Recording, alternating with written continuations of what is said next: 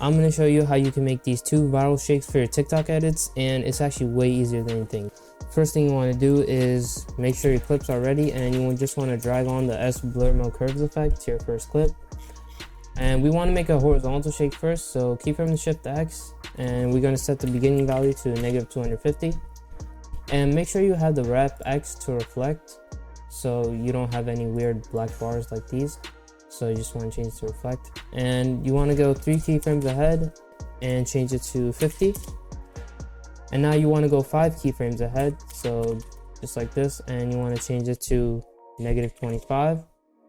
After that, you want to go 7 keyframes ahead and change it to 10.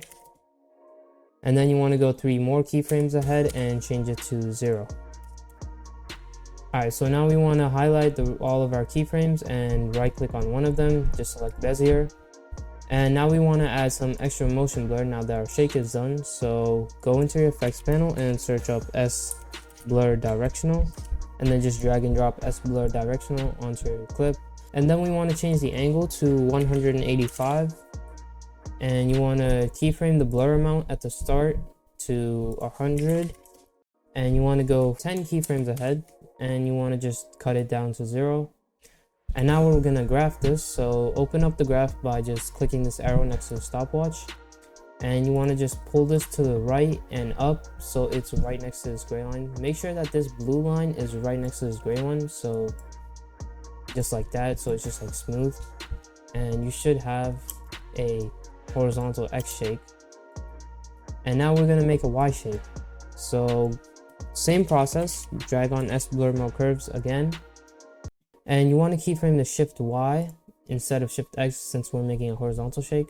And we're just going to basically do the same values, however we're just keyframing the shift Y. So keyframe and first value just like the last one, -250, and make sure wrap Y is set to reflect, and you want to go 3 keyframes ahead like before and change it to 50. Then you want to go 5 keyframes ahead, change it to -25. Then you want to go 7 keyframes ahead, change it to 10. And then 3 more keyframes ahead and cut it down to 0. Then you just want to highlight the rest of your keyframes, right click, Bezier. And what you can do is go back to your first clip and just copy this and paste it over here. And then just change the angle. And we're just going to change the blur amount to 90. And you should have a... And what you can do is save these as presets, or you can buy my presets on my Ko-Fi store. The link will be in the description. But if you do want to save these as presets, just left click, hold Control on your keyboard and select both of them.